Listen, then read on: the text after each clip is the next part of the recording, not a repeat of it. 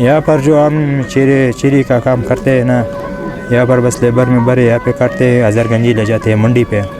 वहाँ पर बस नीलाम होते हैं, इस्लामाबाद भी जाते हैं, लाहौर भी जाते हैं और यहाँ आसपास के शहरों पे भी जाते हैं, तकसीम होते हैं। इलाकों के शुरू है, हर इलाके का चीरी अभी शुरू है मौसम चीरी का, वहाँ हर इलाके पे जाते हैं। मीठा चीरी, मीठा वो चीरी जो पके होते हैं, काले होते हैं, वो पहले शुरुआत में वही पका होते हैं ना। पहले जब वो पका होते हैं थोड़ा मीठा नहीं होता है, उसके बाद मीठा होता है हल्का हल्का। आखिर में जो अभी हम जो शुरू किया ये इतना मीठा नहीं है, ये कड़वा बहुत है। मीठा चीनी पहले ख़त्म हो गया।